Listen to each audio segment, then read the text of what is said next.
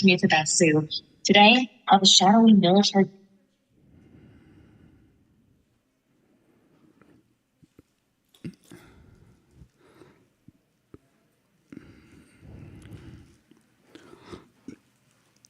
Satya Sankalpa Prabhu. So Arjuna said to Krishna, I want to see who have all come to fight with me today. Similarly, I ask you, I want to see who all came to attend the class today. If you can show me in the Zoom.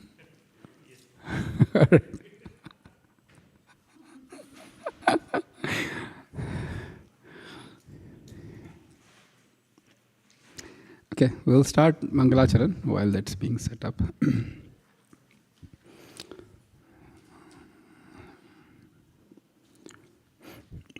Om Ajnanatirandasya Jnananjana Shalakaya Chakshurun Militam Yena Tasmai Shri Guruve Namaha Shri Chaitanya Manobhishtam Stapitam Yena Bhutale Swayam Rupa Kadamahyam Dadati Swapadantikam Vandeham Shri Guroho Shri Yuta Padakamalam Shri Gurun Vaishnavamscha Shri Rupam Sagrajatam Sahagana Raghunathanvitam Tvam Sajivam Sadvaitam Savadhutam Parijana Sahitam Krishna Chaitanya Devam Shri Radha Krishna Padan Sahagana Lalita Shri Vishakhanvitamscha He Krishna Karuna Sindho Dinabandho Jagatpate Gopesha Gopika Kanta Radha Kanta Namostute Tapta Kanchana Gaurangi Radhe Vrindavaneshwari Vrishabhanu Sute Devi Pranamami Hari Priye Vancha Kalpatarubhayascha Kripa Sindhubhya Evacha Patitanam Pavanebhyo Vaishnavebhyo Namo Namaha Jaya Shri Krishna Chaitanya Prabhu Nityananda Shri Advaita Gadadhara Shri Vasadi Gaura Bhakta Vrinda Hare Krishna Krishna Krishna Hare Hare Hare Rama Rama Rama Hare Hare Nama Om Vishnu Padaya Krishna Preshtaya Bhutale Srimate Bhakti Vedanta Swami Niti Namane Namaste Saraswati Deve Gauravani Pracharine Nirvishesha Shunyavadi Paschatya Deshatarine Matsamo Nasti Papatma Naparadhi Chakaschana Parihare Pilajjame Kimbruve Purushottama Bhumau Skalita Padanam Bhumireva Valambanam Tvai Jata Paradhanam Tvameva Sharanam Prabho Govinda Vallabhe Radhe Prarthaye Tvamaham Sada Tvadiyam iti janato Govindo mam Tvaya saha Radha Radhita Radhesha Radhika Prana Vallabha Radha Ramana Vande Tvam Radhika Prema Nirjita. Hare Krishna. So today we'll be doing chapter 12, and the chapter 12 would be the last chapter in the second set of 6 chapters. We completed the first 6, where at the end of the 6th chapter, Krishna mentions Yoginam api sarvesham madgatena antaratmana Shraddhavan bhajate yomam same yukta tamo mataha. He says, after giving the various yoga systems, he says, of all the yogis that abide in me and that serve me with great devotion, those are the highest of all, and that's my opinion. From chapter 7 through chapter 12, which is the 12th chapter that we are going to discuss today, Krishna talks of what is called the second of the yoga process, which is the Bhakti yoga. The first 6 were karma, the second 6 was Bhakti, and the third 6 is Jnana. And the Acharya say, why Bhakti in the middle? And then on the one side, first 6 is karma, second 6 or the middle portions are Bhakti, the third 6 is Jnana. So the Acharyas mention that karma and Jnana cannot live without Bhakti, so they are in touch with Bhakti. And the second reason is that Bhakti is independent to give the final goal of life, which is Krishna, but Jnana and karma are not independent of Bhakti. Yes. Thank you. Sorry. Yeah, you go ahead with the question. Yeah.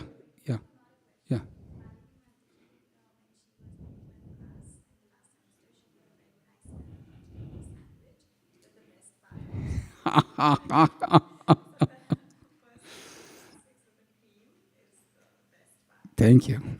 So Jambavati here is mentioning for those who are online, this is like sandwich. The cheese is in the middle with the bread on either side, and the best part is the cheese. Good analogy. Yeah. Except unless you're lactose intolerant, then it's a whole other problem.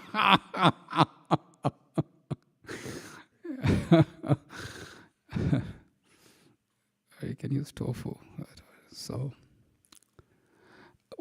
the present question or the present verse is that let's do few verses and then we'll discuss the context. So the 12th chapter is divided into 20 verses. The first 2 verses or the first 1 verse is Arjuna's question. From 2 to 7 is whether impersonal worship is better than personal worship. From 8 through 12, Krishna, this is like the beauty of bhakti is mentioned in those 8 to 12 verses, and we will discuss at length. And from verses 13 through 20, Krishna enumerates who is that devotee or what are the qualities of those devotees that make that devotee very dear to him. And then we can see how much are we having those qualities or how much should we cultivate those qualities. So far so good? Okay, let's do a few verses. Kindly repeat after me. Arjuna uvacha evam satata yuktaye bhaktastvam paryupasate ye chapyaksharam avyaktam tesham ke yoga vittamaha. We can start. Anybody, I don't mind. And then you can just. Translation. Okay, just technical difficulty. It's going to come in a minute. There we go. Arjuna inquired, which are considered to be more perfect, those who are always properly engaged in your devotional service, or those who worship the impersonal Brahman, the unmanifested? Thank you. Text 2.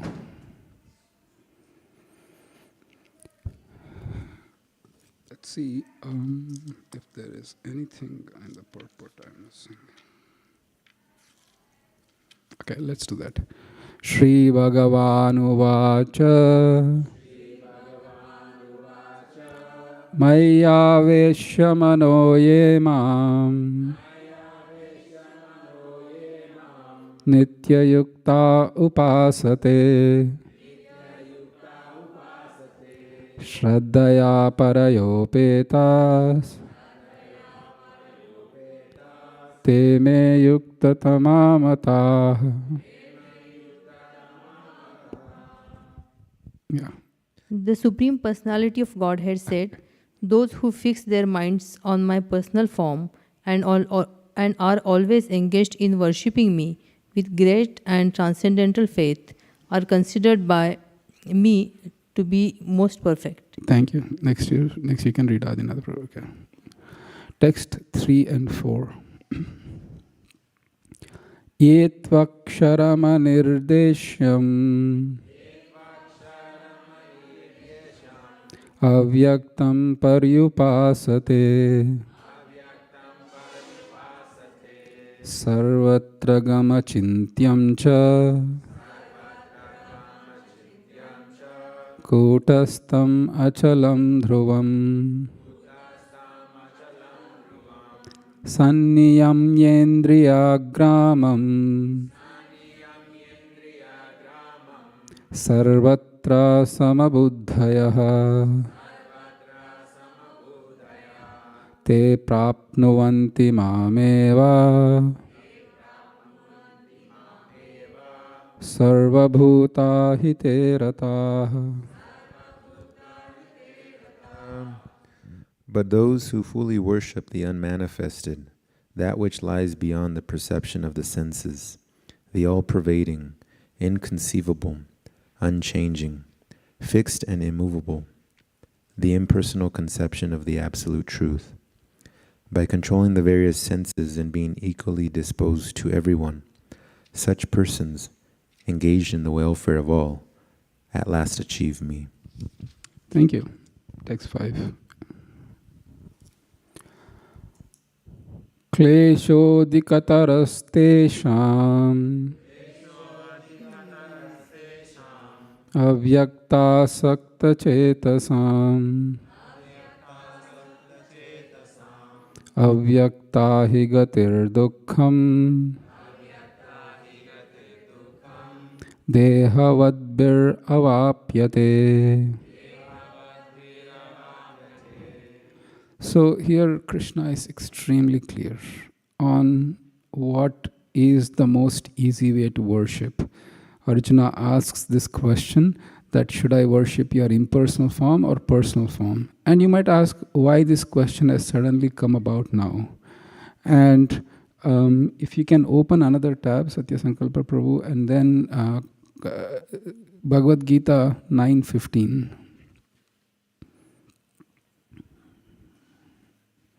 9th chapter, 15th verse.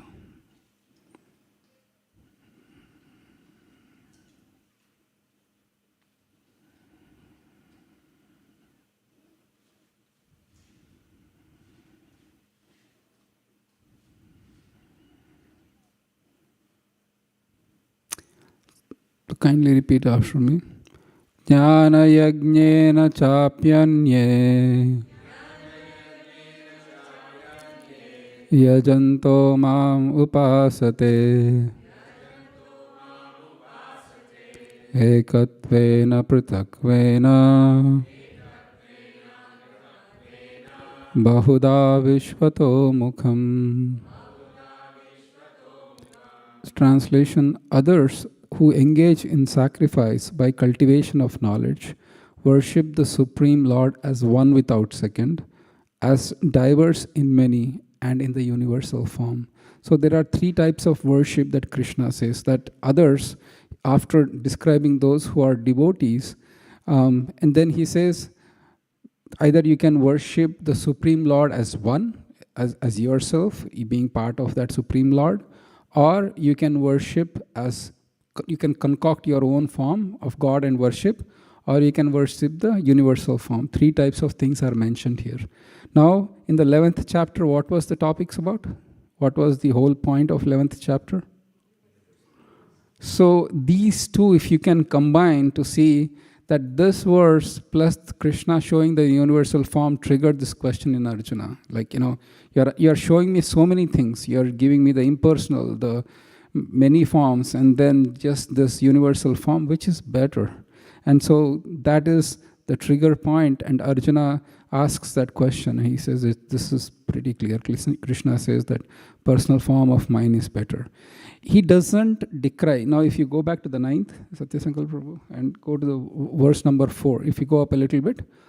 So he says that Krishna doesn't say don't worship, but no, the previous one. So you can just use a tab actually. You can tab it to control. You can click on the right click on the tab and then click on duplicate actually. So it's easier. No, the previous verse in the 12th. Okay. So if you go to the 4th previous one, little bit more. No. There. Come. Slowly. Okay. So here Krishna says, Krishna doesn't say don't worship impersonal form. But he says, the last, by controlling the various senses and being equally disposed to everyone, such persons engaged in the welfare of all, what happens at last? So one might say, what is the difference then? Why not worship the impersonal form of the Lord? Why do we have to worship personal form of the Lord? Krishna says that there is exceeding amount of difficulty in trying to worship impersonal form of the Lord. And this is a very important, all the purports are important, but let's focus on one purport today. And you can start off Satvat, and then you can do the first paragraph of verse text 5 purport.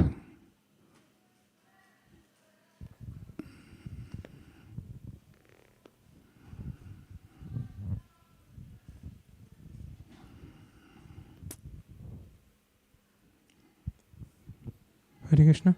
The group of transcendentalists who follow the path of the inconceivable, unmanifested, impersonal feature of the Supreme Lord are called Jnana Yogis, and persons who are in full Krishna consciousness, engaged in devotional service to the Lord, are called Bhakti Yogis. Now, here the difference between Jnana Yoga and Bhakti Yoga is definitely expressed. The process of Jnana Yoga, although ultimately bringing one to the same goal, is very troublesome, whereas the path of Bhakti Yoga, the process of being in direct service to the Supreme Personality of Godhead, is easier and is natural for the embodied soul. Is easier and natural for the embodied soul. Okay. The individual soul is embodied since time immemorial. It is very difficult for him to simply theoretically understand that he is not the body. Therefore, the Bhakti Yogi accepts the deity of Krishna as worshipable because there is some bodily conception fixed in the mind which can thus be applied. Of course, worship of the Supreme Personality of Godhead in his form within the temple is not idol worship. There is evidence in the Vedic literature that worship may be saguna or nirguna, of the Supreme possessing or not possessing attributes. Worship of the deity in the temple is saguna worship, for the Lord is represented by material qualities, but the form of the Lord, though represented by material qualities such as stone, wood, or oil paint, is not actually material. That is the absolute nature of the Supreme Lord. Thank you.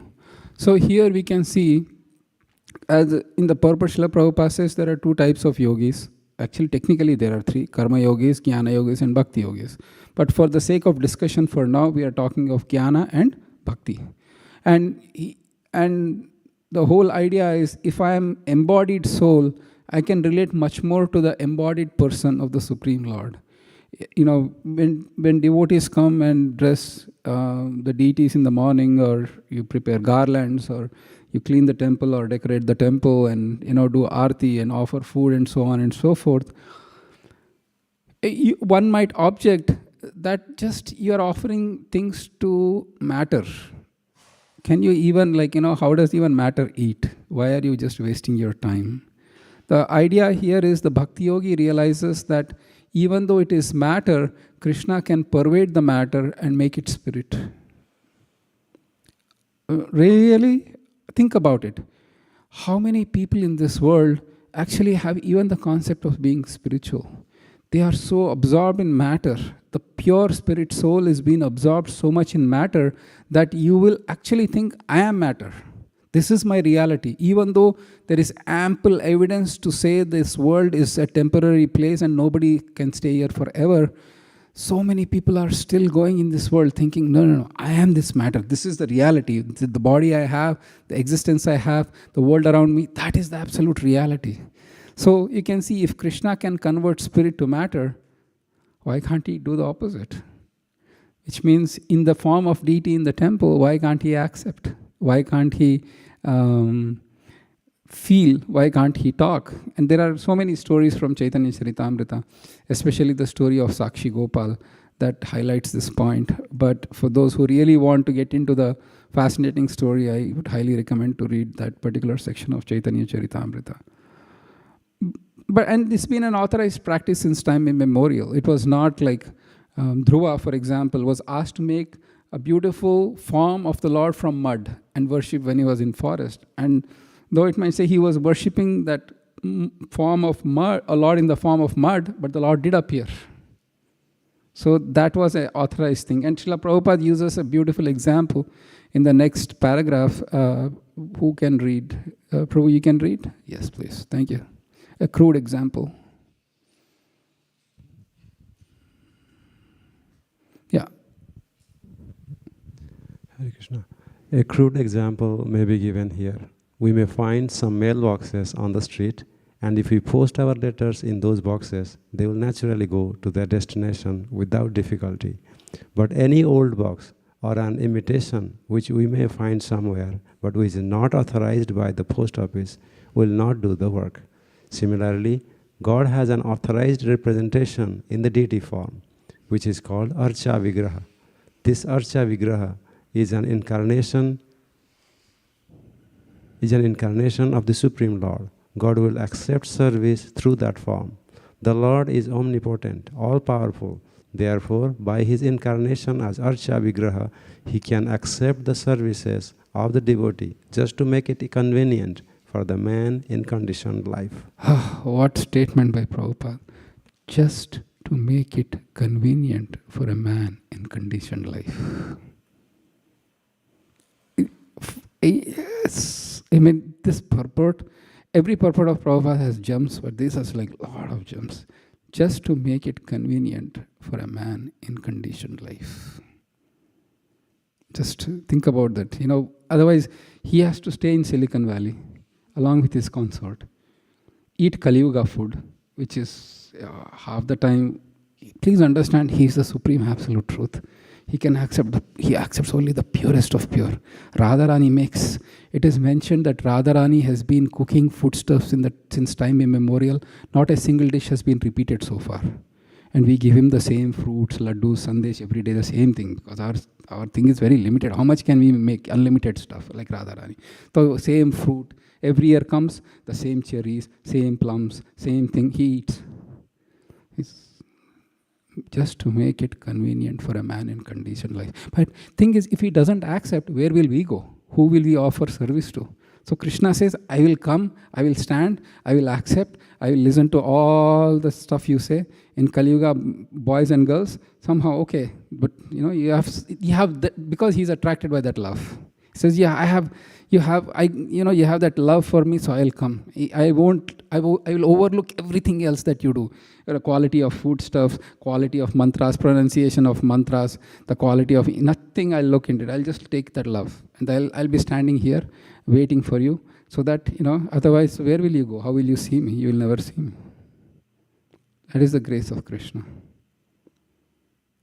So it's for bhakti process. So the reason I want to spend a lot of time on this particular purport is our siddhanta should be fixed on why we are doing bhakti yoga.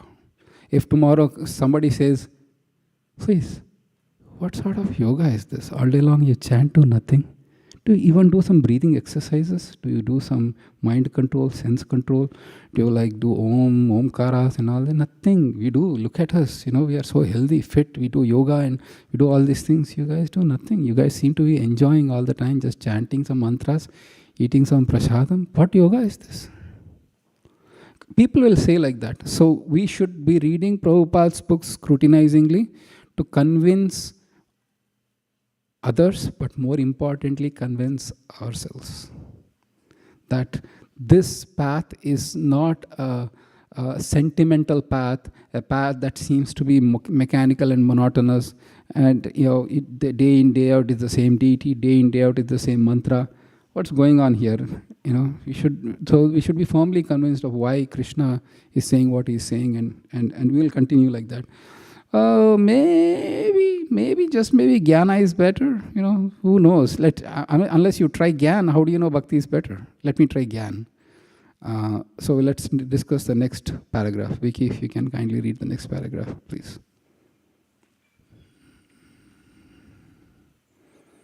Maybe Jnana is better. Maybe. Just maybe.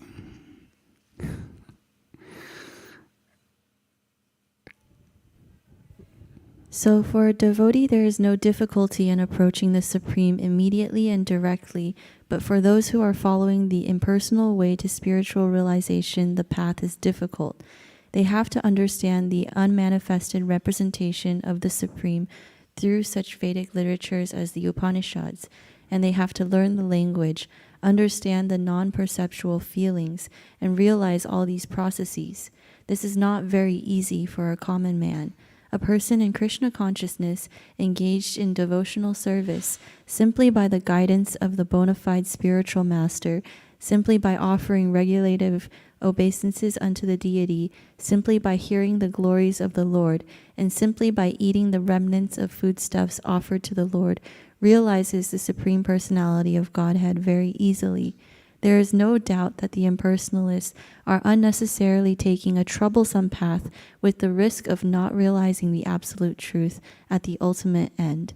But the personalist, without any risk, trouble, or difficulty, approaches the Supreme Personality directly. A similar passage appears in Srimad Bhagavatam. It is stated there that if one ultimately has to surrender unto the Supreme Personality of Godhead, the surrendering process is called Bhakti, but instead takes the trouble to understand what is Brahman and what is not Brahman, and spends his whole life in that way, the result is simply troublesome. Therefore, it is advised here that one should not take up this troublesome path of self-realization, because there is uncertainty in the ultimate result. Thank you. If you go up a little bit, one of those curveball gems that Prabhupada throws here. A little bit up. A little bit up. More? Yes, please. Okay, here. Thank you. But for those who are following the impersonal way to spiritual understanding. Okay, slow.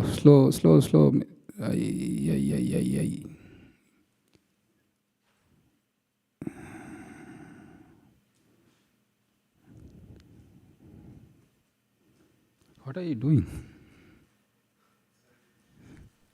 It's the second line in the paragraph. The paragraph starting from... Second, please go down. Please, yeah, more. Next paragraph. Good.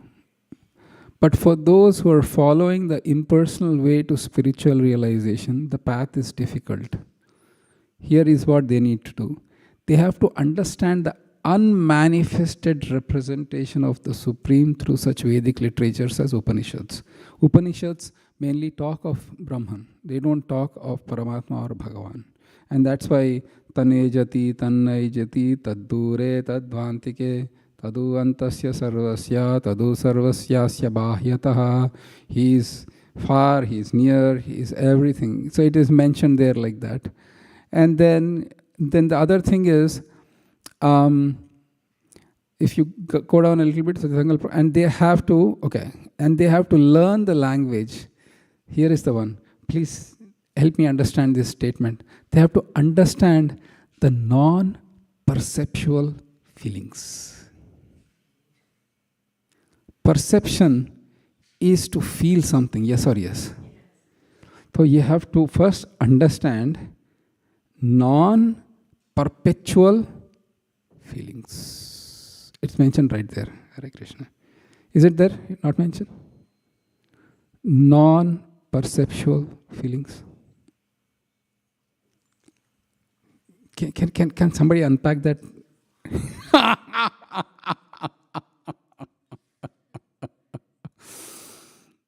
So the idea is that I have to perceive, because feelings are material and matter.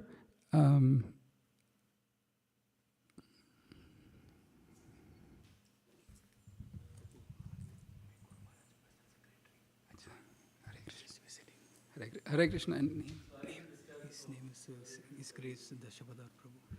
Dashavadar Prabhu, please welcome to ISV. Thank you for coming. Hare Krishna. No, Hare Krishna. So non-perceptual feelings means that you have to unembody yourself, treat yourself as completely unmanifest person, then you can understand the unmanifest and get connected to that. Unembody, then you can connect. I know. It's hard work. And here is the best part. Jnana yogis, so Satchidananda is, everybody knows about it. Sat, Chit and Ananda. Eternality, knowledge and bliss. If you take to the path of Gyan, you will get Sat and you will get Chit. But you will not get Ananda. You have to do all the work for incomplete realization. That's why Srila Prabhupada says, if you go down in the last paragraph, he says there is no guarantee. Why are you taking up to the path of Gyan when there is no guarantee of realization and there is so much of hard work? Kali Yuga lifespan is short. Prayana alpaisha sabya kalavasmin yugejana manda sumanda matyo manda bhagyahi upadritaha, which means Bhagavatam mentions the qualities of personality.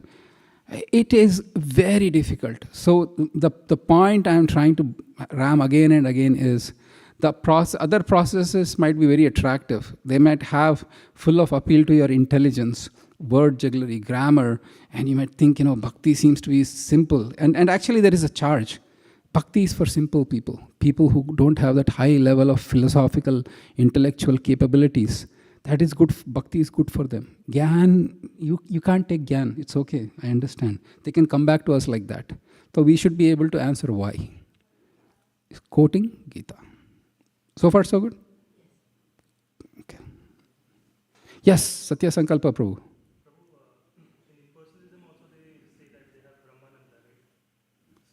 Correct. Okay, excellent question. And that's a beautiful, thank you very much for that question. And for those who didn't get the question, in the impersonal realization, there is also Ananda, which is called Brahmananda. This semester we are doing the Bhagavad Gita. Next semester we'll be doing the Nectar of Devotion. In the Nectar of Devotion, Srila Rupa Goswami gives 3 types of happiness. Happiness coming from sense gratification, happiness coming from impersonal liberation, and happiness coming from pure devotional service or rendering pure devotional service to Krishna. Happiness coming through sense gratification, we are pretty much aware.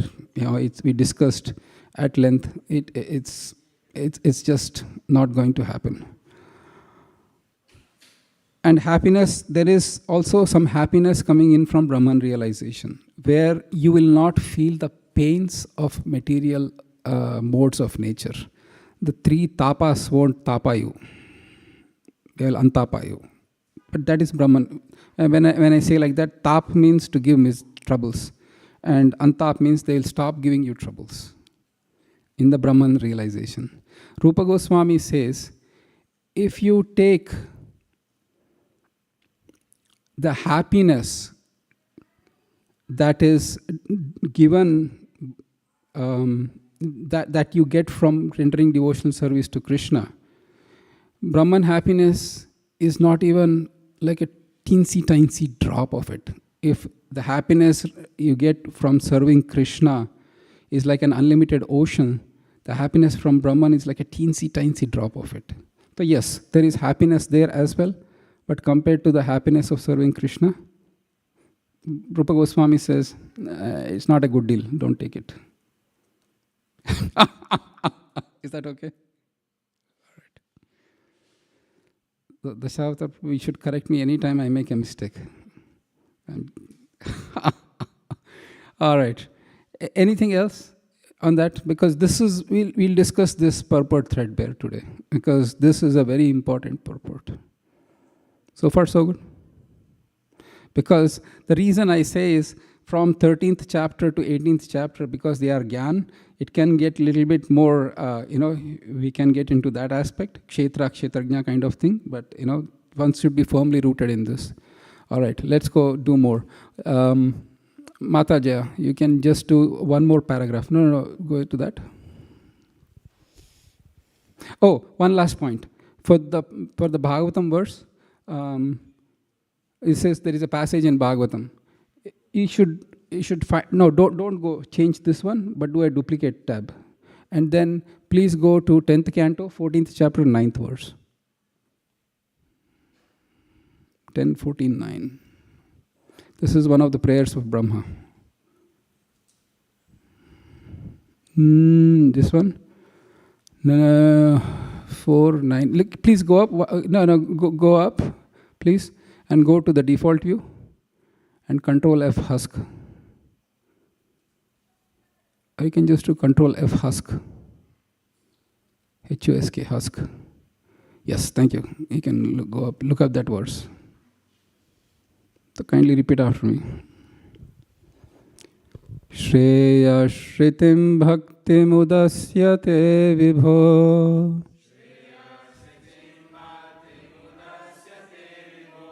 Klishyanti Ye Kevala Bodhalabdhaye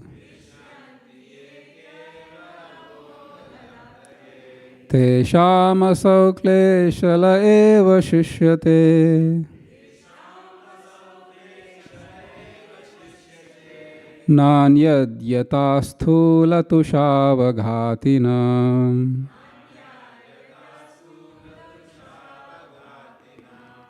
Okay, Atajaya, you have the mic, so please read the translation. My dear Lord, devotional service unto you is the best path of self-realization. If someone gives up that path and engages in the cultivation of a speculative knowledge, he will simply undergo a troublesome process and will not achieve his desired result. As a person who beats an empty husk of wheat cannot get grain, one who simply speculates cannot achieve self-realization. His only gain is trouble. Thank you. So same thing Krishna says, kleshodikatarastesham, excessive trouble, kleshodikatarastesham avyakta sakta chesasam. Avyakta hi gatir buddhir dehavad viravapyate. So far, so good? Good. Yes, Jambavati Mata.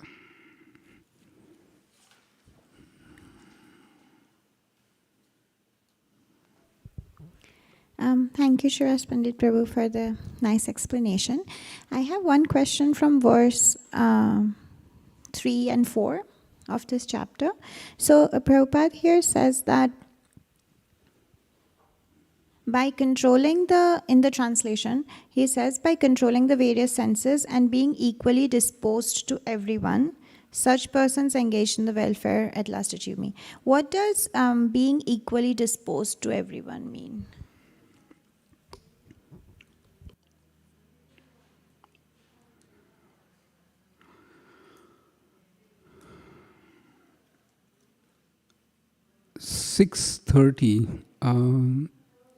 Bhagavad Gita 6:30, it says, Yomam pashyati sarvatra, sarvam chamahi pashyati, tasyaham na pranashyami, sachanametana pranashyati. So, Krishna says that who sees everyone in me and me in everything. So, that level of realization is needed before one can achieve Krishna. Because in the Kanishta mentality, there are three types of devotees, Kanishta, Madhyama, and Uttama. In the Kanishta mentality, there is no question of seeing the devotees of the Lord. They see only Krishna, that's it. This is me. And when the devotees come, they don't see that connection between the devotee and Krishna. They think they and Krishna. And you, I don't know who you are. But in the advanced stages of any yoga practice, you will see that everybody is actually part and parcel of Krishna.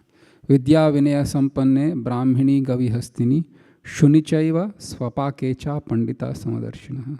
That Samadarshinaha, who sees the jiva in everybody. Vidya Vinaya Sampanne, Brahmane in the Brahmana, Gavi, cow, Hastini, elephant, Shunicha, Swapakecha. Shunicha is a dog and a dog eater. You see the same jiva, then you are in knowledge, and then you can actually think of achieving Krishna. Is that okay? Thank you. All right. So let's do one last, and then we'll go through the verses because yeah. Next paragraph, Jaya Mata, you can just do that next. Or no, actually Kennedy can do because he already had the chance. The last paragraph, I believe. A living entity is eternally an individual soul, and if he wants to merge into the spiritual whole, he may accomplish the realization of the eternal and knowledgeable aspects of his original nature, but the blissful portion is not realized. Satyasankalpa, the blissful portion is not realized. The answer to your question. So here you can see that the blissful portion is not realized. You can get the knowledge, you can get the eternal, Sat and Chit comes, but Ananda doesn't. Please continue, Kennedy. Thank you.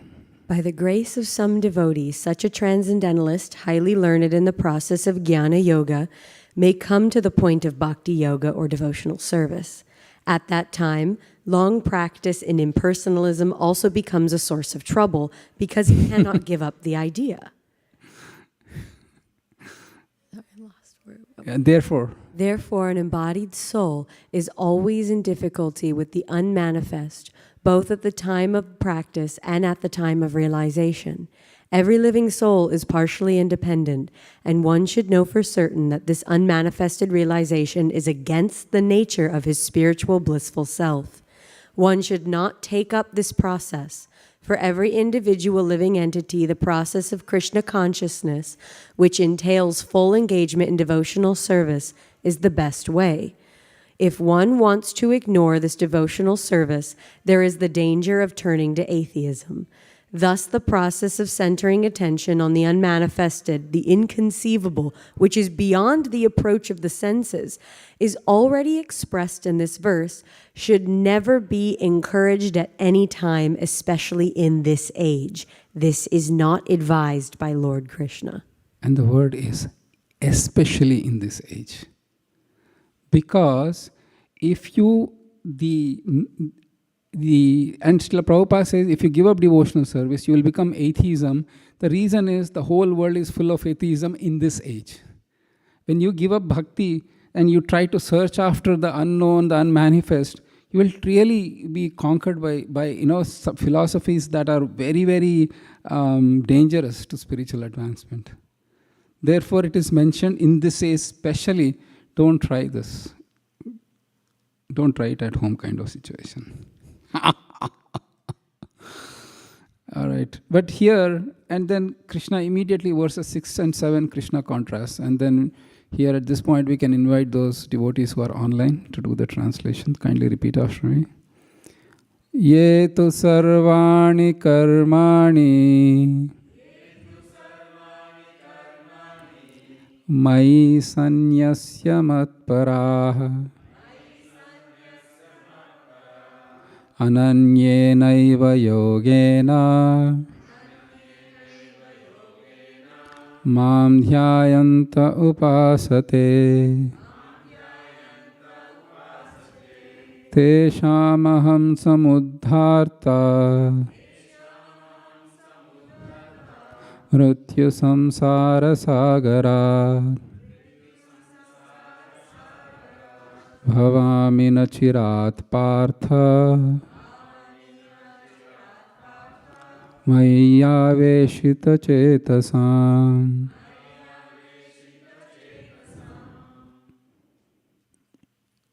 Online, and please pass the baton to someone after you're done. Sure, I'll read. But those who worship me, giving up all their activities unto me, and being devoted to me without deviation, engaged in devotional service, and always meditating upon me, having fixed their minds upon me, O son of Pritha, For them, I am the swift deliverer from the ocean of birth and death. Thank you. So here you can see, sorry, Brajamadevi, just mention others. My apologies. Sorry, yes, I'll select Aruna Chitra. Thank you, Brajamadevi Mataji. So here Krishna, those who worship me, giving up all their activities and being devoted without deviation, engaged in devotional service, meditating upon me.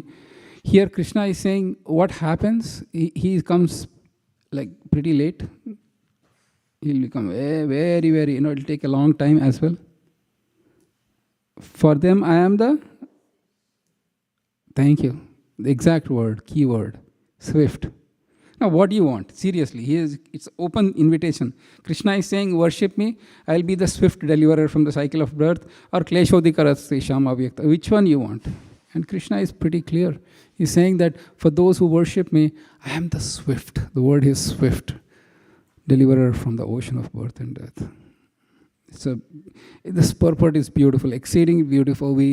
I wish we had time, but let me see if there is one paragraph that really struck me, and we can read a little bit from that, and we can continue on.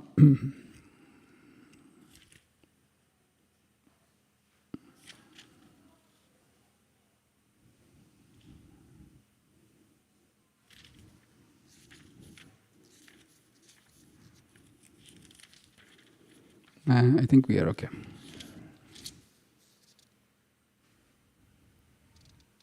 So let's do the first paragraph of this purport, just the first paragraph. It is explicitly stated here that the devotees are very fortunate to be delivered very soon from the material existence by the Lord. In pure devotional service, one comes to the realization that God is great and that the individual soul is subordinate to Him. His duty is to render service to the Lord, and if he does not, then he will render service to Maya. This one small paragraph, in a nutshell, captures the entire Krishna conscious philosophy. Entire Krishna conscious philosophy. It's just one small paragraph, that's it. But you can get pretty much all the answers in there. Who is God? Who is Jiva? What is devotional service? And what happens if you don't do devotional service? It's a very, very succinct paragraph. Something to think about. All right, so let's do verse number 8. So let me give the introduction. These are the famous 4 verses from the Bhagavad Gita where Krishna's extreme merciful nature can be seen. In the world, either you win an Olympic gold medal or you are a loser. There are no points for trying. I really tried hard, but I got 4th place. Who cares? Or it's too difficult. But just see the graceful and the merciful nature of Krishna in these few verses. So kindly repeat after me. Mayeva manadhastva Mayi buddhim niveshaya Nivashishyasi mayeva Atha urdvam na samshayaha.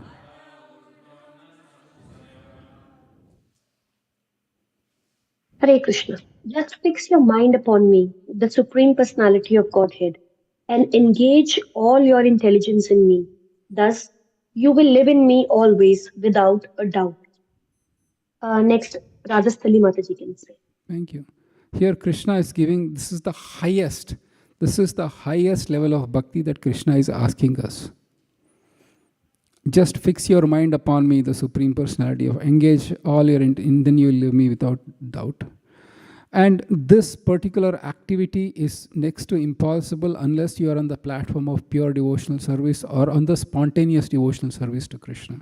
There is the Vaidhi marg, or the marg of rules and regulations. There is a spontaneous attraction to Krishna, and this is actually the spontaneous attraction to Krishna. Your mind is totally absorbed in Krishna. Your senses are absorbed in Krishna. You might be doing so many activities. And shall I tell you the example of one example of this? The gopis of Vrindavan. Their minds were completely absorbed. And Krishna himself says in Bhagavatam that these gopis, their whole being. It's just not their mind. It's 24/7 by their mind. Their whole being was absorbed in me. And then you might say, but gopis were doing so many things. They were not scholars. They were not sitting in the forest all day long, just meditating on Krishna 24/7. They were simple village cowherd women. They had kids, fathers, in-laws, husbands, cows, all the village affairs, and so on and so forth. So let's look a verse number 1047. Actually, I should look up 1047. So I'll give you the verse number. Yado. Okay, sorry. Yeah. 10:44:15. 10:44:15, please. It's a beautiful verse. 10:44:15. Hare Krishna.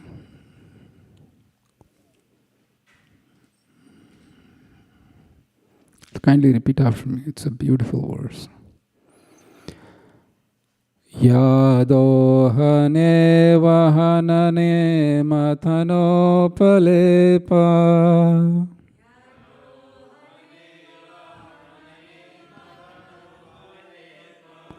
Prenken kanar barujito ksanamarjanado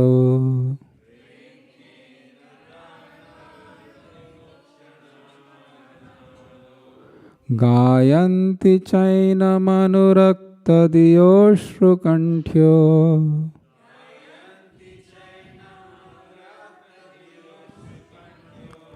Dhanya vrajastriya urukrama chittayana.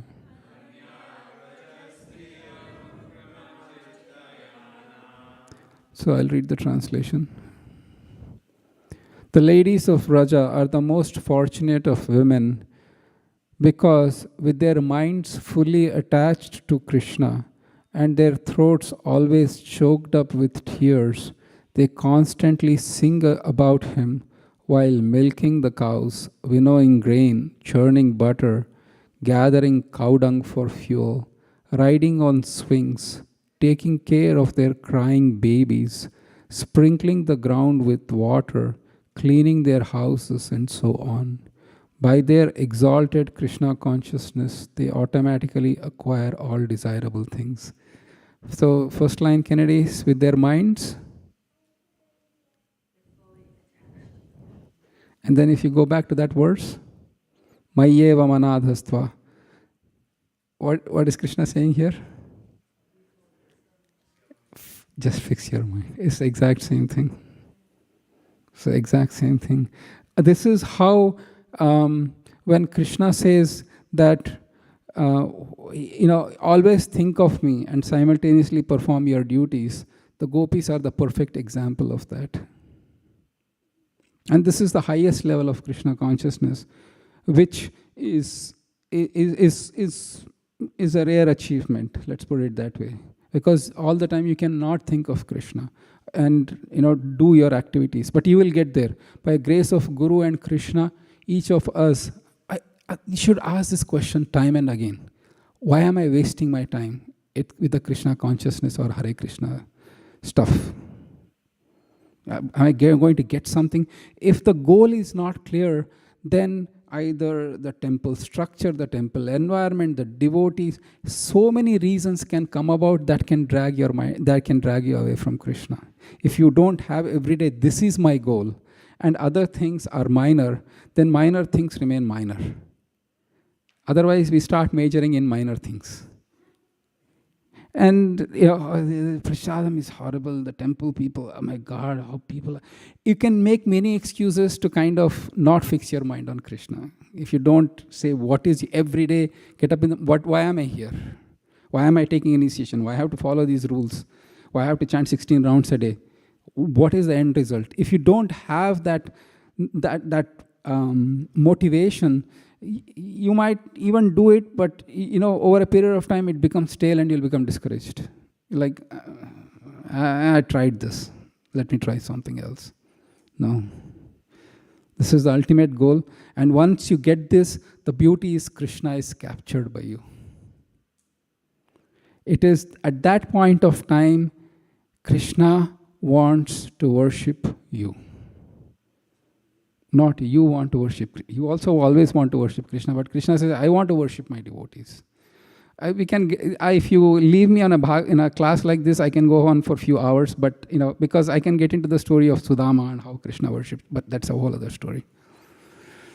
So this is the highest goal. Let's do a few more verses and then we can discuss. But Krishna says, fix your mind on me. If you cannot, dude, you're a total loser, useless. He never says, so merciful. This is what he says. Ata chittam samadhatum na shaknoshi mai stiram abhyasa yogena tato mam ichchaptum dhananjaya.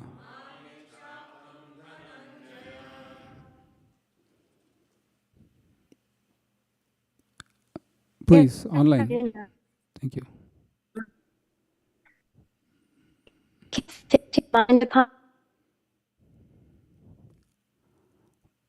Are you reading? Not reading? We are not able to hear you. Can someone else read? And Mataji. Hare Krishna Prabhu, this is Shantanu Das. I will try Prabhu. Hare Krishna, yes. Mata, you can read next time after you fix your mic. Translation. My dear Arjuna, O winner of wealth, if you cannot fix your mind upon me without deviation, then follow the regulative principles of Bhakti Yoga. In this way, develop a desire to attain me. Hare Krishna. Hare Krishna. That's Krishna. Very merciful. Oh, Krishna is too much. How can I think of you 24/7? I need to think of, the bug that is issued, and the software code. I have to think of my family insurance and car and... Okay, you can't do that. At least follow the regulative principles of Bhakti Yoga. At least do that. Krishna is giving some concession. If you can't even do that, then Krishna might be thinking, this fellow is a total loser, useless. Let's see the next verse. He's so merciful. Text 10. Abhyasepya samartosi matkarma paramo bhava madartam api karmani kurvan siddhim avapsyasi. All right, Mataji, who couldn't read previously, can you fix it? Did you fix the thing? Can you read it now? Hare Krishna. You're still breaking up a little bit, but try it. Hare Krishna. Sorry about that. You can try. Now it's good. Go for it, Mata. Okay.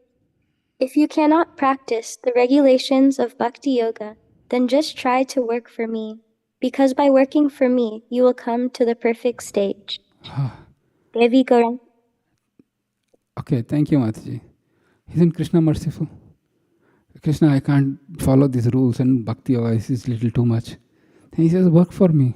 Come to my temple, clean the temple, just bring something to the temple, cook, help out the devotees. Just be around me. And that's good enough. Isn't this wonderful? Krishna is that is why Bhakti Yoga is a yoga suitable for this age.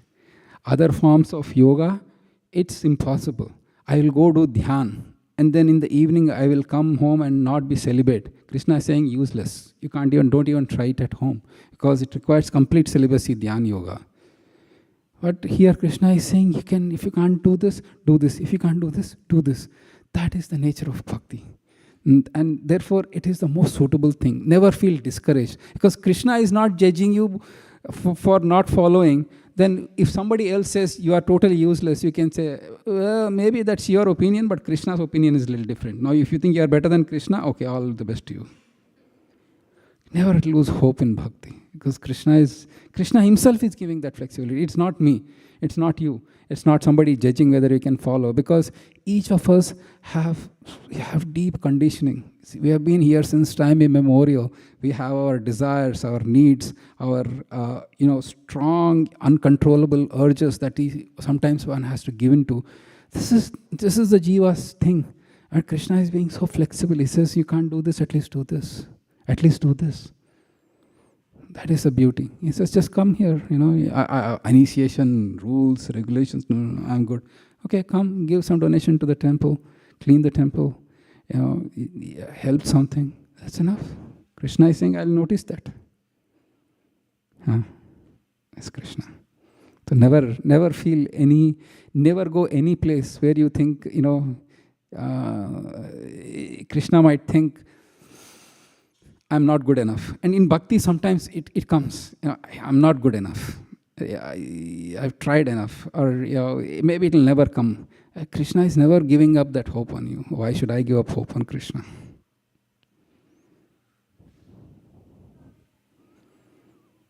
Next verse. But he gives, all right. Athaitad apyashaktosi kartum madyogamashritah sarvakarma phalatyagam tatah kuru yatatmavan. Krishna says, work for me. I can't work for you. Sorry. This is what he says. Hare Krishna. Translation. If, however, you are unable to work in this consciousness of me, then try to act giving up all results of your work and try to be self-situated.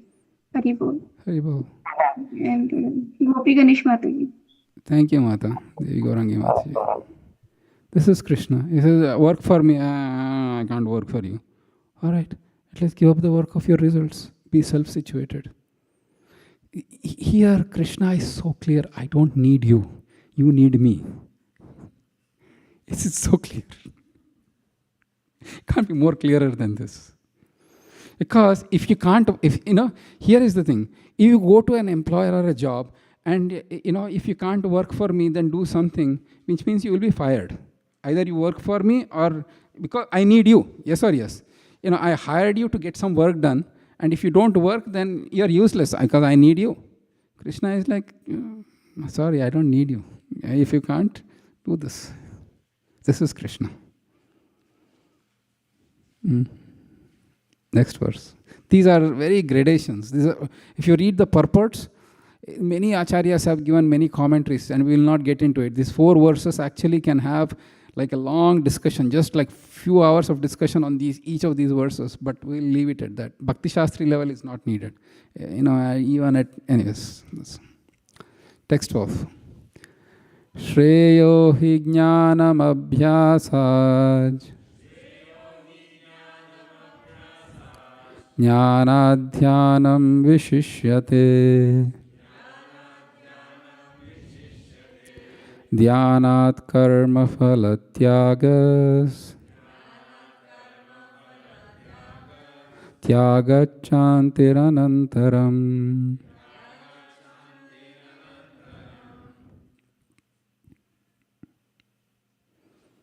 Hare Krishna.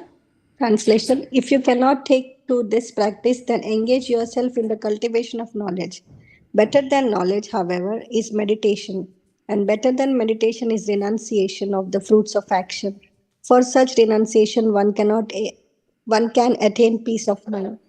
Thank you, Hare Krishna. Thank you, Hare Krishna. So here, it needs a little bit of clarification. What is cultivation of knowledge or meditation? Because till now, we said karma yoga, better than karma is jnana, better than karma is dhyana. So here it seems to be reversed. It says that cultivate knowledge, better than cultivation knowledge is meditation. So it seems to be inverse. The point here is, this is not the same as Dhyana Yoga or Jnana Yoga of the 4th chapter.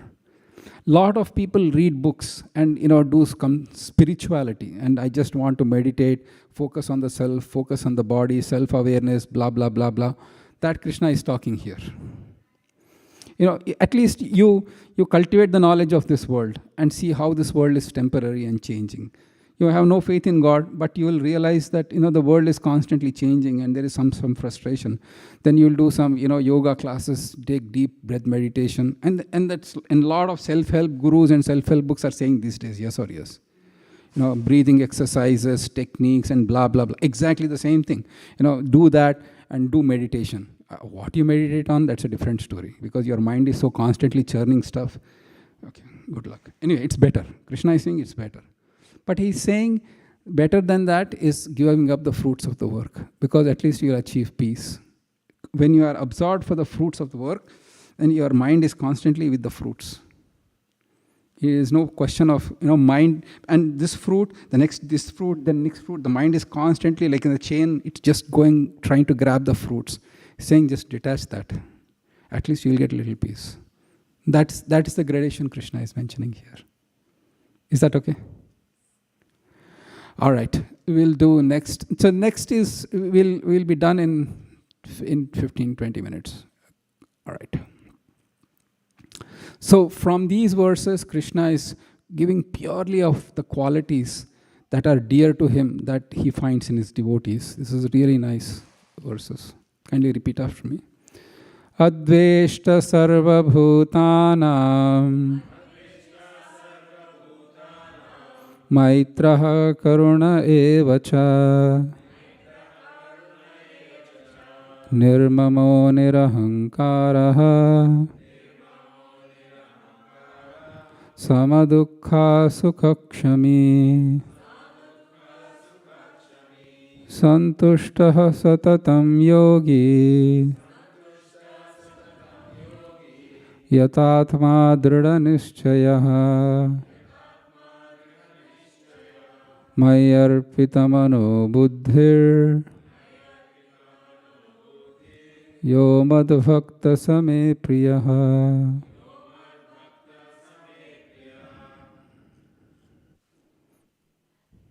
Hare Krishna, I can read, Prabhu. Please. The one who is not envious but is a kind friend to all living entities, who does not think himself a proprietor and is free from false ego, who is equal in both happiness and distress, who is tolerant, always satisfied, self-controlled, and engaged in devotional service with determination, his mind and intelligence fixed on me, such a devotee of mine is very dear to me. Thank Hare you. Krishna. Hare Krishna. Next verse. It's beautiful purports. We have time, we can go through one of them. Yasman no dvijate loko Lokan no dvijate chayaha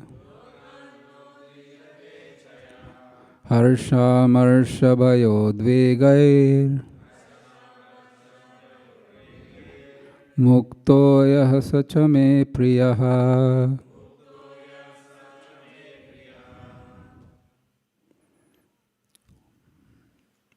Online? I can read Prabhuji, Rajulata Devadas. Yes, Mata. He by whom no one is put into difficulty and who is not disturbed by anyone, who is impersonal in happiness and distress, fear and anxiety is very dear to me. Thank Hare you. Krishna. Hare Krishna. And who should go next? Rajalata Mataji? I have to check Prabhuji. All right. Next verse, please. Anapeksha shuchirdaksha Udasino gatavyataha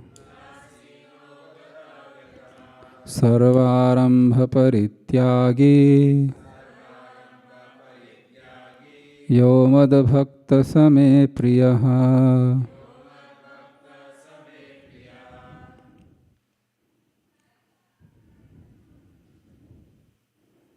All right. Okay, you can do it here, please. Mata, go for it. Rupali Mata, you can do it. All right. Hare Krishna, go for it. Yes, please. I can't see your name, but... Victoria, yeah. All right, go for it. My devotee who is not dependent on the ordinary course of activities, who is pure expert without cares, free from all pains and not striving for some result, is very dear to me. Thank you. Next verse. Yo na hrishyati na dveshti na shochati na kankshati shubha shubha parityagi bhaktiman yah same priyaha. I can read, Prabhu. Go for it, Sukamala. One who neither rejoices nor grieves, who neither laments nor desires, and who renounces both auspicious and inauspicious things. Such a devotee is very dear to me. Thank you. Next verse. Samaha shatrau cha mitre cha tatamanapamanayah sitoshna sukha dukkheshu samaha sangha vivarjita tulya nindastu tirmauni santushto yena kenachid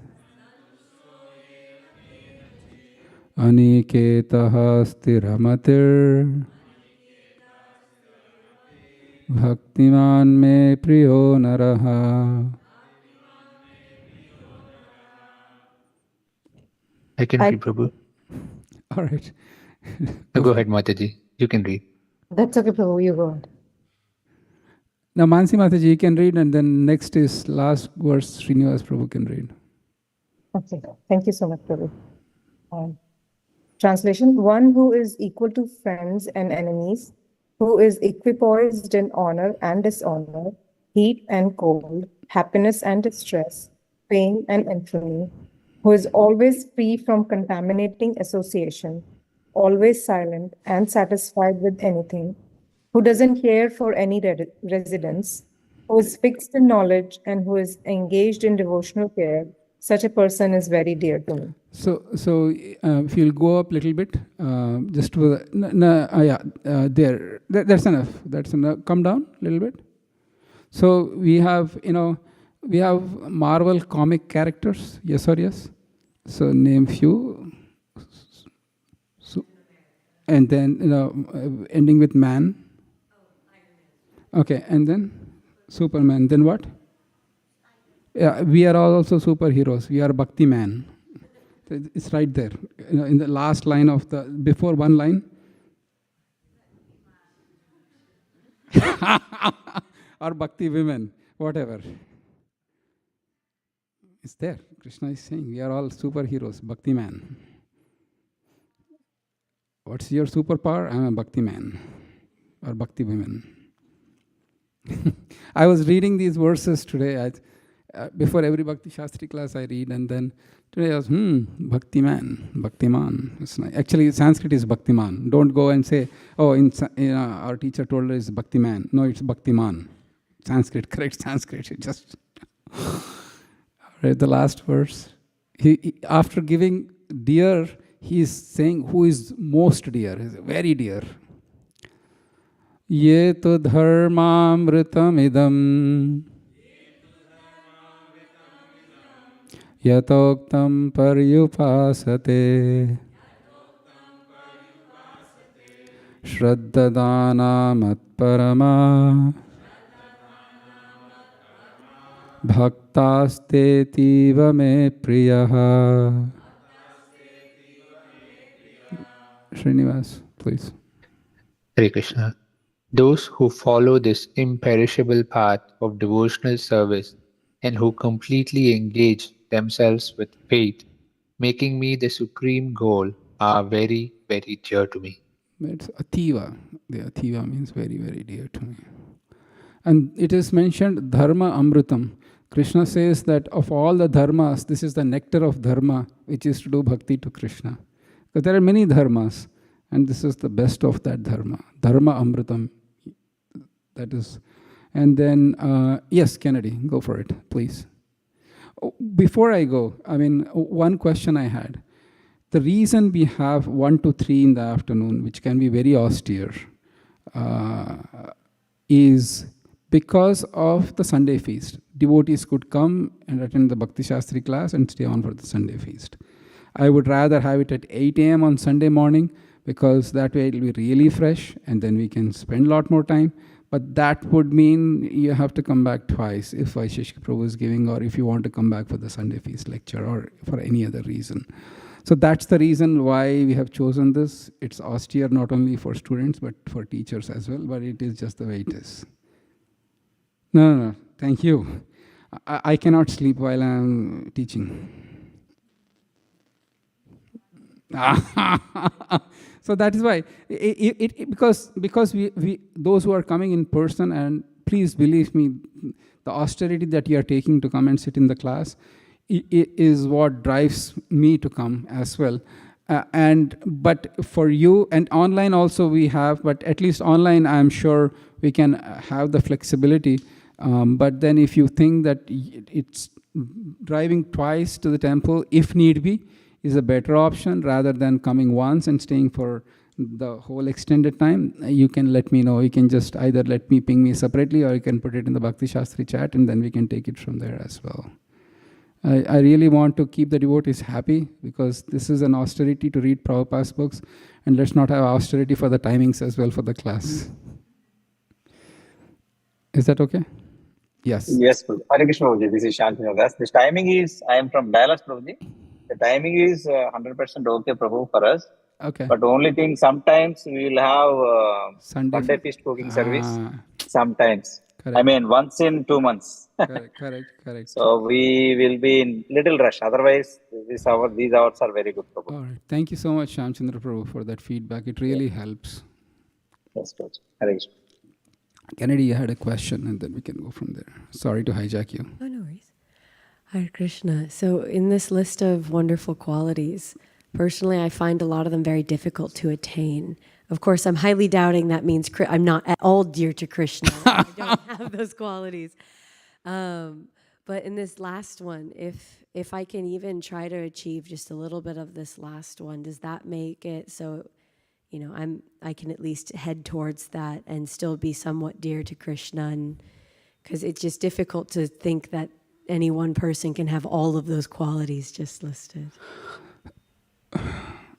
Chaitanya Mahaprabhu was asked, give up the association of non-devotees and associate with Vaishnava. And he was asked, who is a Vaishnava? One who has chanted the name of Krishna is a Vaishnava. So since you have chanted Krishna many, many times, we are all dear to Krishna. And we are at least on that path. Just as I said before, we might think that, I don't have any qualities. But please understand that Krishna will give us the qualities if we are staying into the bhakti path. And the other thing is, it is not like I need a checklist. Okay, let me get all the qualities here in, and then start checking one or to-do list. It doesn't work like that in bhakti. And I'll tell you why. Satya Sankalpa, please pull 5, 18, 12. 5th canto, 18th chapter, 12th verse. So on the path of bhakti, the qualities will start slowly developing. And you know what's the beautiful thing? They develop automatically. And one of the things is that we don't usually quote freely without quoting Shastras. So please repeat after me. Yasyasti bhaktir bhagavatya kinchana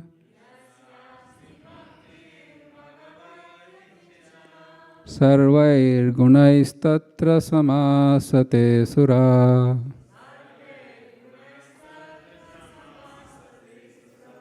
Harava kuto mahadguna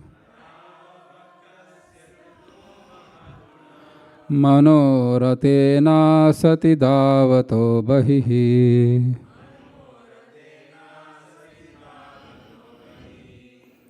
All right, Adinath Prabhu, please do the translation.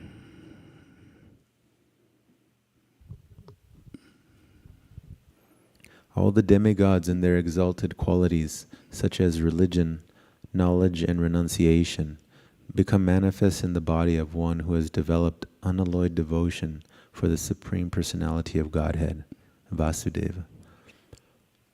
On the other hand, a person devoid of devotional service and engaged in material activities has no good qualities.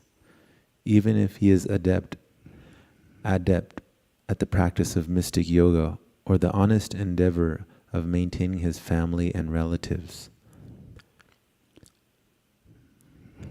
he must be driven by his own mental speculations and must engage in the service of the Lord's external energy. How can there be any good qualities in such a man? Is that answer to your question, Kennedy?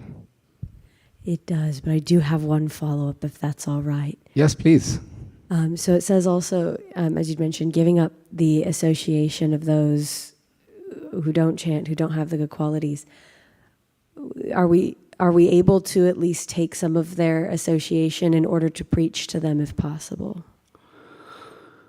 It has to be done expertly. Just like a person, if you are called, a terrorist has called in a threat and there is a bomb on the plane and the person has to go and defuse the bomb, you better know what you're doing. Otherwise, it will blow up right in your face. If you do not know what you're doing, or if you cannot do it, the best thing is to say, I'm sorry, I'm not capable of doing this. Only a foolish person will say, yeah, I can defuse that bomb and I've never seen the bomb throughout my life. It's dangerous on so many levels. So you get the answer. Yes, definitely we should go preach, we should distribute books and all that.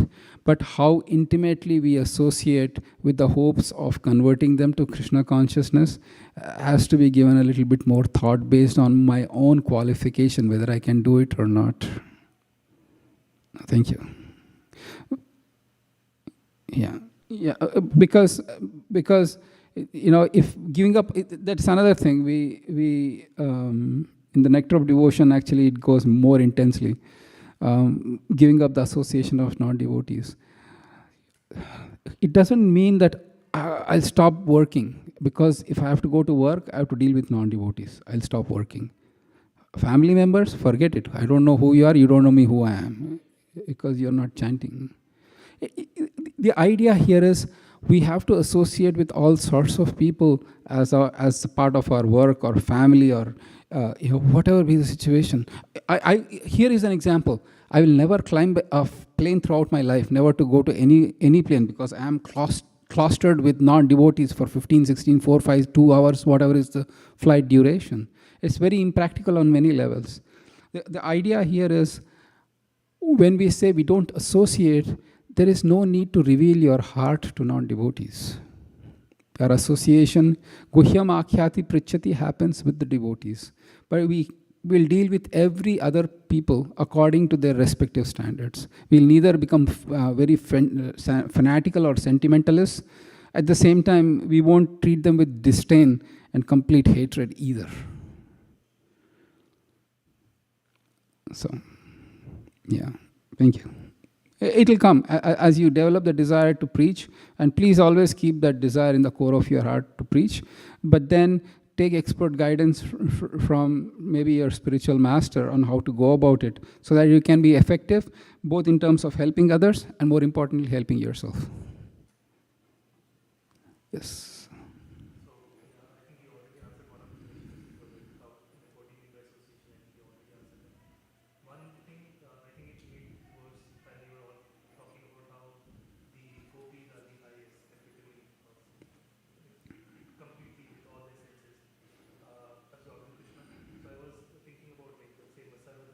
Mm. Mm.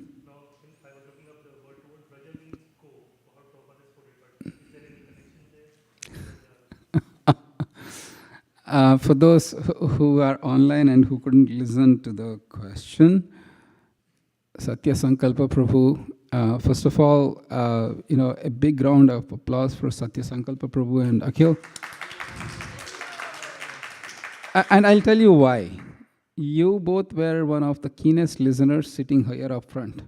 But you sacrificed that just to kind of, and you stepped up to make sure that you now, because you are at the helm, one of the easiest things I can do is I can just ask you to pull up the verses. Otherwise, if we are all having books, then, I couldn't do that because you have to get this verse of Bhagavatam and that verse of Bhagavatam. So it's a great service, so thank you. Thank you to both of you. Akhil, please come out and take a bow. All right. For those who are online, who couldn't hear the question, Satya Sankalpa Prabhu got up this famous verse, Sarva Dhanman Parityajya Mam Ekam Sharanam Vraja. Vraja means to go, but this Krishna in the hidden way says, come to Vrindavan. I don't have the Shastric authorities from the previous acharyas that did mention like that. The reason why I hesitate to kind of bring up the Vraja being Vrindavan in that verse is there are so many souls who see Krishna in different ways. Does that mean that verse doesn't apply to Hanuman? Hanuman doesn't belong to Vraja.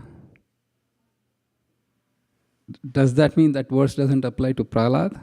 Because he doesn't belong to Vraja. Does that mean doesn't apply to Dhruva? So when you say Vraja, is Krishna saying only those who are my Vraja Bhaktas are surrendered to me? No, that's where I hesitate to bring up that connotation, because that narrows down his definition. Just Prabhu, I am going to Vraja, so I'm going to surrender to Krishna. You are not going to Vraja, right? It's okay. You don't need to surrender to Krishna. So it can get that dichotomy there, and this was and you might say maybe everybody goes to Vraja, but let's pull up. We have time for just one more verse. Let's pull up 3:9-11, please. So beautiful verse. We will meditate on that. And I hope you bear with me for next few minutes, and then we'll get through this verse, and then 3rd canto, 9th chapter, 11th verse. Kindly repeat after me. Okay, right? I'm making you belt out so many verses. Is that okay? Thank you. Tvam bhakti yoga paribhavita hrit saroja.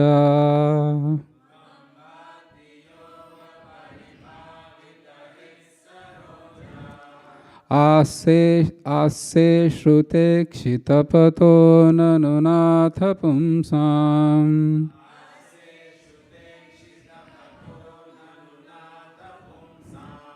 Yadyadhiya tadurugaya vibhavayanti.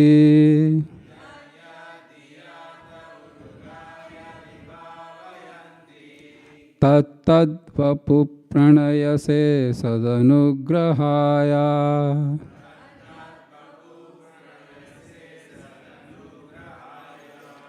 Here, take this and read the translation. You never get a chance to read the translation.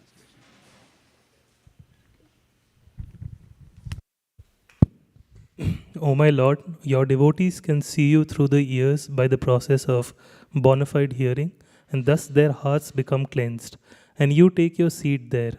You are so merciful to your devotees that you manifest yourself in particular eternal form of transcendence, in which they always think of you.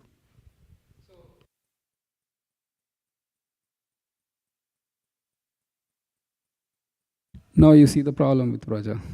It becomes very, very narrow. And because Krishna is everything, you get the idea, right? Okay. And then actually one last point, if you go to the purport a little bit, and I'll ask Akhil if he can give... come down a little bit. I'll do that.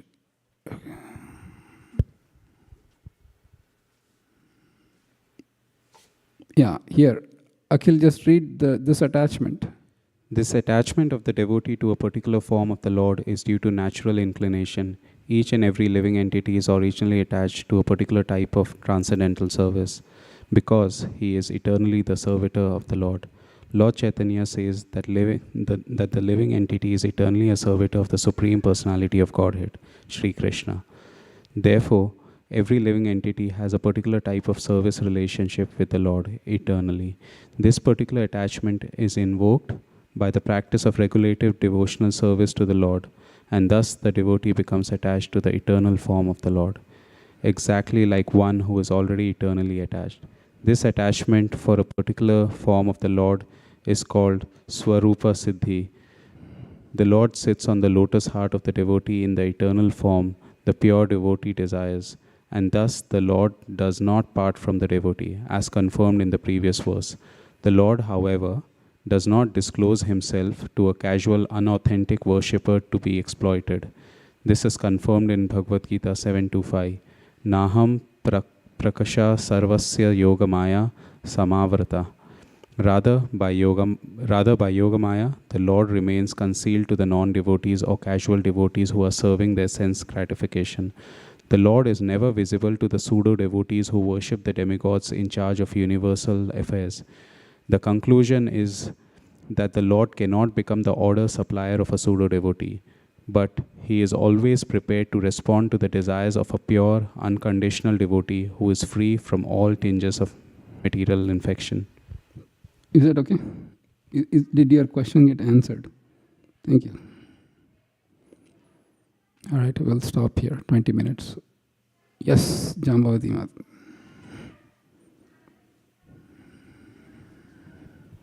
I have one reflection and two questions, Please. if I may. Yes, please. So for the reflection, I was thinking that the verses 8 to 10, where Krishna is just showing his mercy by showing different levels, I think if we go in the reverse order from 10, 9 and 8, that is also a very practical way of people to get into bhakti and then gradually increase. Beautiful. Yes. That's so nice. So nice. And at least that's good for the preachers. You know, it's like, you do your thing, I'm doing my thing, you know. Okay, what is your thing? And then you can just, yeah, thank you. Beautiful point, yeah. And then the question one. So the first question is, in verse 6, where Krishna is saying that, or Prabhupada is explaining that the material form of the deity can be worshipped.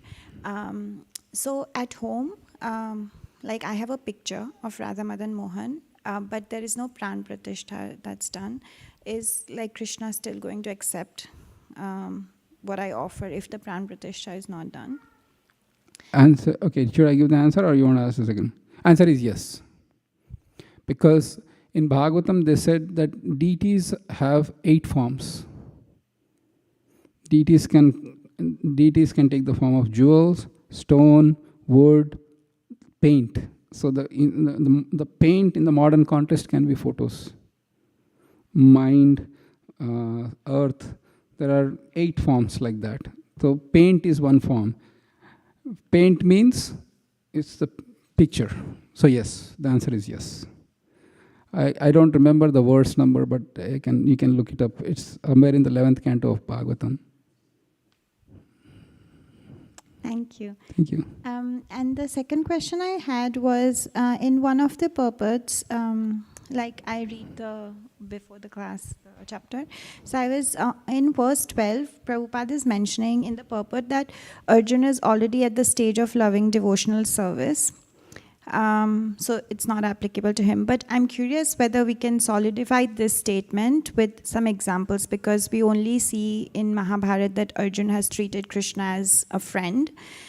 So can we, is it possible to give some, other than him agreeing to fight the war upon Krishna's, what can we say did he do to show that he had some service done to Krishna, for Krishna? If I understand your question right, apart from the war, did Arjuna do anything to show that he is a devotee of Krishna, kind of thing? Or because until then he did not get the Gita Gyan, so he was just treating him as a man. Sorry, this is a... No. It's a very important question, actually. So in Bhagavatam, it is mentioned that Krishna, of course, is the original personality of Godhead, who is the source of all incarnations. But Bhagavatam also says, and if you really want to get into the explanation why and so on and so forth, I would highly recommend read Krishna Sandarbha by Jiva Goswami. But it is mentioned that Krishna and Arjuna are the incarnations of Nar and Narayan, right? Which means that they are eternally together. So Arjuna is an eternally liberated Nitya Siddha devotee of the Lord. The very fact that he was put into such an illusion is by Krishna, because he wanted to put him into an illusion to give Bhagavad Gita to the entire world. And regarding so many instances happen in Mahabharata, where before the war, I'll give one simple example and then we can stop.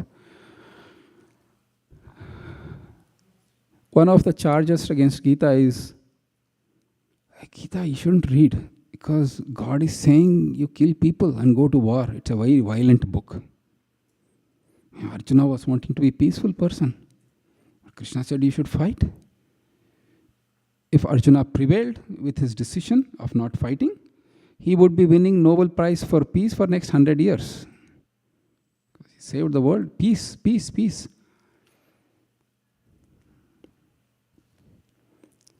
But the fact of the matter was, Krishna tried, every effort was made to make sure there was no war. The war was avoided. And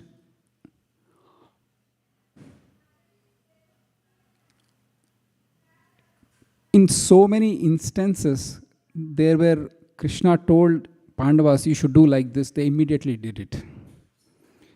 So many places, so many places. I can, for example, Krishna asked Arjuna to burn the forest of Khandava. And he said, okay, I'll do it. There was no question. There are so many places that they did it, what they did. They followed the orders of Krishna. So, yeah. Thank you. And second question? Okay. All right.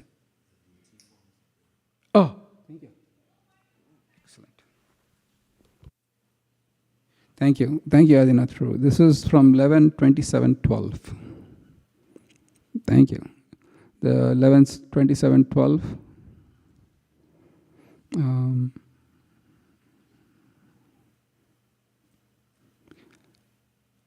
Shaili darumai lauhi lepya lekya cha saikati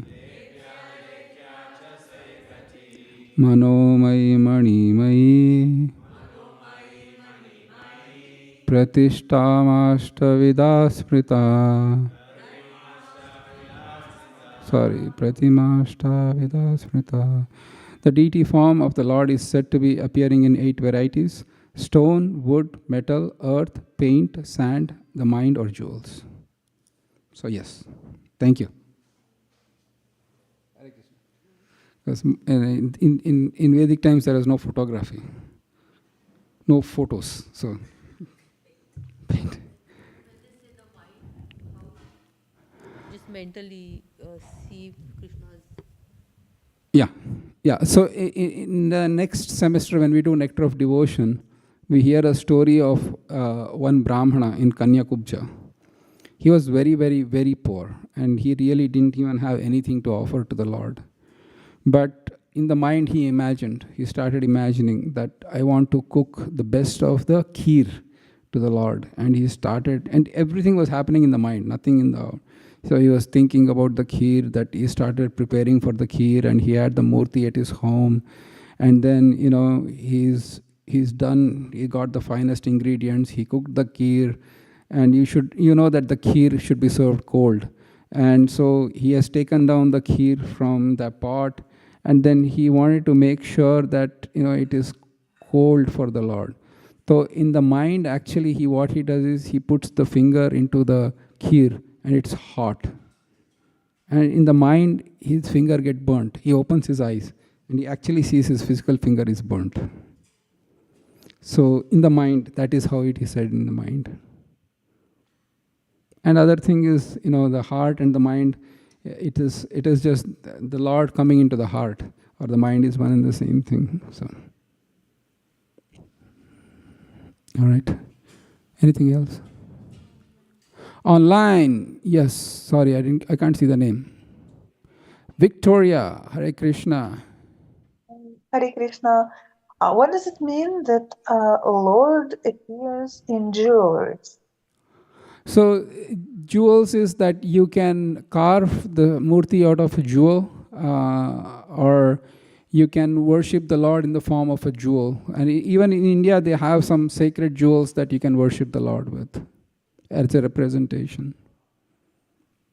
I've never heard about this. Surprise. So yeah. I mean, it's a very authorized thing. If you really want to get into this whole thing, then I would recommend you to read Garuda Puran if you have time after reading Prabhupada's books. Yeah. Not before that. Yeah. Otherwise, yeah. Yes. And one last question: why some of varieties of appearance of Lord should be established by brahmanas, by mantras, so on? For example, like murtis, you cannot just buy and serve, right, or worship to them. You need to establish them in proper way. Why not like Yeah, I'll give a short answer. There are two standards of deity worship. One is actually in the temple, one is at home. In the temple, you actually have a very involved procedure where you have the murti of some specific matter or material. Even in Jagannath temple, they don't carve wood out of any wood. They have like a very, very specific, it's clearly written that this wood has to be this kind of thing, and from this tree it has to, there are so many regulations are there. And then once it is done, then you invoke the mantras, because Krishna says in the 11th canto that objects can be purified by mantras, by few things. 11th canto, 21st chapter, it's mentioned, if you want to go in deep. But actually mantras and all those are prescribed so that they can purify. The whole idea is that I'm gross, the Lord is supremely pure, then I need to actually make sure that, I make myself pure so that I can offer it to the Lord. And the mantras and all the purificatory things are just mentioned for that. And even if you take water, the water is gross, but then we just do some mudras like this. The filter mudra is that you put this as if I'm filtering the water to weed out all the dirt. So we put some mudras, some mantras, and then the water is purified. And that's how the Lord will accept it. And this is especially needed from sadhana perspective. And the rules and regulations perspective, these are the needed things. For deity worship, there are rules and regulations. For chanting the holy name, there is no regulations. Nam nam akari bhauda nija sarva shaktis. Thank you. Tatra arpita na niyama. That is, no niyama, no kala. For mantra, for chanting the names. But for others, you cannot say, I'll apply the same rules. I will just get up in the morning, I'll not take bath, I'll not do sandhya, and I'll do shaligram worship. No. Why even that? You can't even cook without taking. All right? Is that okay, Victoria? And home standards are different, and temple standards are different. And please understand, the most important thing is to chant the Hare Krishna. If I have taken 2-3 hours to do deity worship and then, I can't chant Mahamantra, ask your spiritual master or your mentors, and I'm pretty sure they'll say, adjust your deity worship in such a way the holy name is given importance. That is the most important thing that you can do to serve Krishna. All right. Jaya Mataji.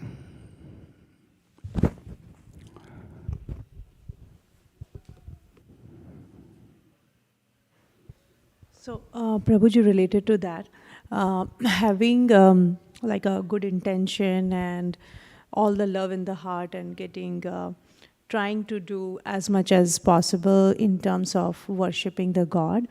But there are rules and we are prone to make mistakes. What does Sastra say about if we commit a mistake unknowingly in the process, and then later on we get to know, oh, okay, this is now how it should be, but this is how like it should be.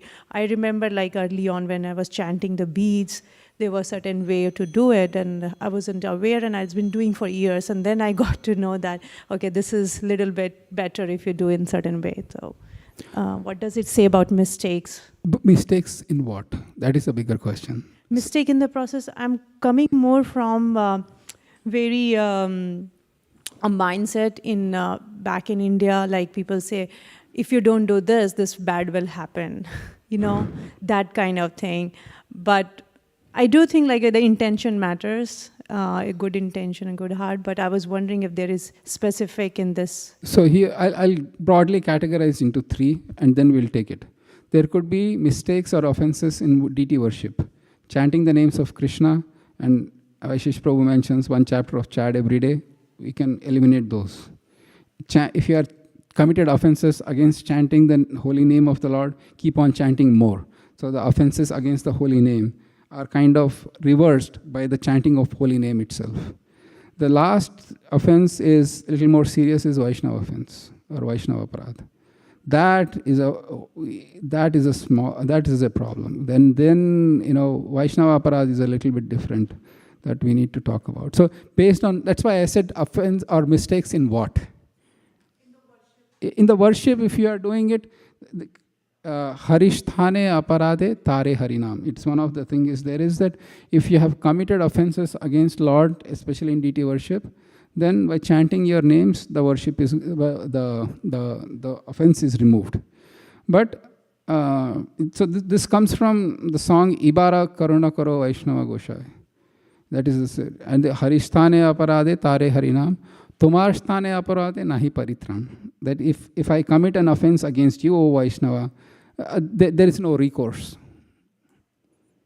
So I have to be a little careful on that front. Of course, there are recourses, as in like we do have how to go about it, but in general, better to avoid rather than. Is that okay? All right. Anything else? If there's. Hare Krishna, no. This is Indu. Thank you for the nice class. So I wanted to ask, so between 8 to 12, we see that it's a talk, Krishna talks about the progressive stages of devotion. And from 13 to 20, he talks about the qualities he like in the embodied being. So is there any association between those progressive stages of devotion and the qualities? Because in the 20th verse, he says that one who does the devotional service, Krishna says that in the translation, I see the very, very is obviously comes 2 times. So it means that is the most dear to him. So in the same way, between 13 to 90, those quality can be associated to the stages of devotion, like in which stage we develop those qualities, or I'm just asking, is there any relationship or not? When Krishna gave these, he automatically implies that, look, based on 8, 9, 10, or 11, or 12, these qualities will manifest to a certain degree. It's not a number of qualities, it is the degree of the qualities manifestation. And if you are in the last verse, then all the qualities manifest fully. And if you are probably in the 11th verse, or where you are just, for example, I don't believe in God and Bhakti, but I'm a very spiritual person, I do meditation. A lot of people say that, yes or yes. I do meditation for the morning for 30 minutes, or maybe you're a nice person, you have certain qualities, but they don't manifest fully, and nor are they pleasing to Krishna at that level. So it's a question of relativity, not that, it can lead to a very, how is the word? Fanatical view that, oh, you're a devotee of Krishna, and then you are blindly overseeing any faults in that person blindly, and because you are a devotee of Krishna, and the other person may be really good person and quote unquote not devotee. Of course, we do have that distinction with the verse we read, but one cannot be blindly fanatic and say, oh, you are a devotee of Krishna, you are all perfect. You are not a devotee of Krishna, no matter how good, you are useless. So, it's always a gray area and lies somewhere in between. Sure, thank you. Thank you. All right. If there is nothing else, we will not have class next week.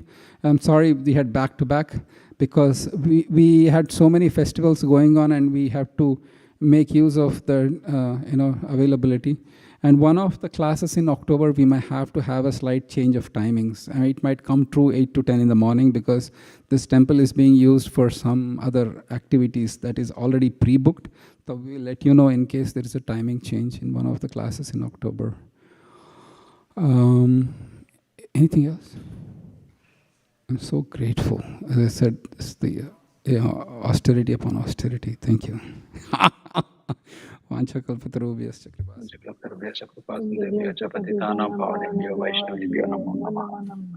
Ananta Koti Vaishnava ki jai, Srila Prabhupada ki jai, Gaura Premanande Hare Krishna. Thank you so very much, Prabhuji. Hare Krishna. Thank you, Prabhuji. Thank you, Prabhuji. Hare Krishna. Thank you, Prabhu.